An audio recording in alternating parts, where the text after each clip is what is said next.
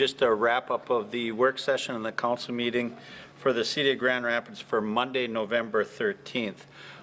Council meeting actually was fairly quick tonight, but it should be. We only had 3 council members present. We had 2 council members that had obligations with schools and the parent-teacher conferences, so Council Member Christie and Connolly were gone with notice for that. But we still managed to squeeze in quite a bit of work. Steve Georgi was here this afternoon, talked about RAMS. That's a Range Association of Municipalities and Schools, and the role that it plays from a taxing standpoint and a support standpoint across the range on bonding referendums and fundings for schools, and the partnering between schools and communities in Northeast Minnesota for the betterment of those communities. So it was great to have him in and hear about the activities from a RAMS perspective. Also at the work session, Rob Matei was in and he gave a presentation on tax abatement and TIF and how we use that. We use a but-for clause in there that if they didn't get that opportunity to get either TIF funding or tax abatement, would the project move forward? And any project that finds that meets those financial qualifications then can apply either for TIF funding or tax abatement. Right now, the City of Grand Rapids has 7 TIF funds. 6 of them are related to housing, and 1 is around a commercial development. And we have 1 tax abatement policy out there. That's the First Avenue condominiums over here. So when you take a look at these properties and these projects, had it not been for those funding routes that they could go, they're successful projects, and one of them will actually be done this year. The old middle school property will be done from a TIF standpoint. We wouldn't have those great housing opportunities for market rate housing and market rate apartments and stuff to address the shortage of units in the Grand Rapids area. So it's an opportunity to find a creative way to allow them to get a break for a period of time, and at the back end they come out and they become taxpayers on the city, county, and state property tax rolls. So it's just one tool that we have as a city to address some of those concerns. At the regular council meeting this afternoon, we started off with a presentation recognizing Indigenous Peoples Day in Grand Rapids. This year was focused on history from an Indigenous standpoint, and we had a contest, an essay contest out there to write essays around the Sandy Lake tragedy and what that impact had in this area from that point on and going out into the future. So we had 4 winners of the contest ones. Sarah Kessler took first place in the 6th through 9th grade. Third place in the 10th through 12th grade was William Kessler. Second place in 10th through 12th was Molly Ryla. And first place in 10th through 12th went to Jason Anderson. So it was nice to be able to meet and greet those 3 of the 4 young people that were able to be here this evening for that presentation, and wish them well and thank them for their community service and taking time to write an essay, doing some homework and some study around Indigenous people and the issues that they face. We had some interesting ones on the consent agenda. There was actually 20 items on the consent agenda, just a couple of them. We entered into an arbitrage monitoring service with Ehlers Incorporated.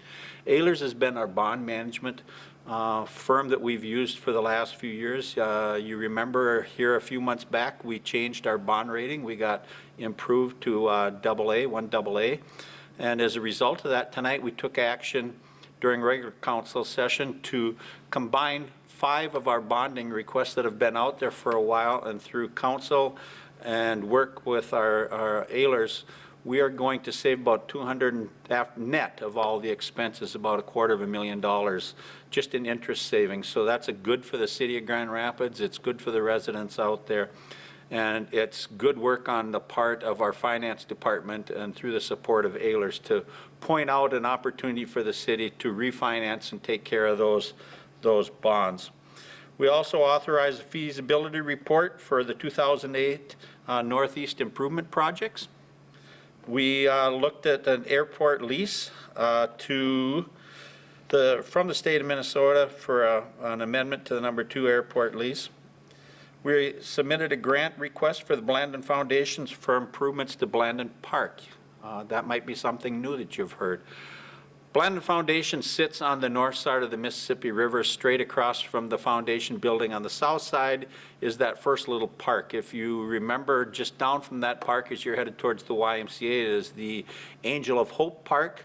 And what we are doing is we are working with UPM, not UPM, but the Blandin Foundation on transferring that park over to the city and how the maintenance of that park would be covered and compensated for over the next few years, and what do we give in return for that additional property coming in. I think it's going to be a nice addition to open up and offer opportunities for people to come and enjoy that part.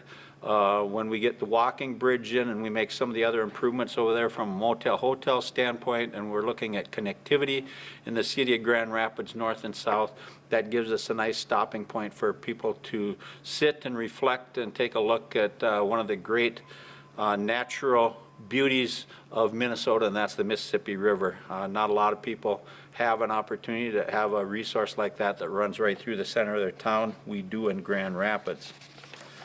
A couple of other ones. We've been successful in receiving the Small Cities Development Program funding again, to a total of almost $879,000. So as we look at refurbishing existing homes or rental properties or businesses in a specific corridor, and this year it's focused on the Highway 2 corridor out to 169 and then going south on 7th Avenue South, north and south. We look at them buildings, and I believe we are going to be awarding 10 commercial opportunities out there to get funding. For 10, I believe we had, gosh, I think it was, if I remember right, we had 18 or 19 businesses that were interested in getting facelifts and an opportunity to improve the image and the look of their building through the use of these funds. Remember, they get 40% if they pay 60%, so up to a maximum, I think, on the commercial side, $32,000. So that's 40% of the project. If they spend another 40-some thousand, so an $80,000 project, $32,000 of it's covered under this program. If they have that property 7 years down the road and they're still running it, that loan is forgivable. Same thing on the home side. So buildings, we're looking at trying to get 20 residential and or rental properties in to do the same thing. So it's going to give people out there in them areas an opportunity to come in and say, you know what, I can qualify for, I believe it's around $22,000, $23,000 worth of improvements on a building, whether it's insulation, windows, that's going to maybe benefit them long-term from overall operating cost of their house. They can go out and they can get 40% of that cost covered as well. Through their 7 years later, it's forgivable. And in the interim, what it does is, from an aesthetics, how does the community looks, it helps us take care of some potentially areas that might become blighted if people did not have the resources to put in that type of an improvement on either a home or rental property. So that was all good when we did that. As I said, Rebecca Kurtz was in and talked about the refinancing of $3,045,000 worth of bonds. And then Rob Matei talked a little bit about the Walmart project that was out there. They want to put in where you would go and you'd call Walmart and you'd order what you wanted, whether it's groceries or a big screen TV or whatever it is. And then you can go there and you can park under this canopied area and they bring your product out to you. So I think it's kind of a takeoff on Amazon or some of these other ones, and trying to improve the use and the participation of folks to continue to go to big boxes versus getting on a computer and having UPS or one of these other FedEx coming to your house and dropping off products. So with that, we will see you again on the 27th. Looking forward to a couple of nice days out there. Get out and enjoy the last few days before we get the next big snowstorm, and wish everyone a good night. Thank you.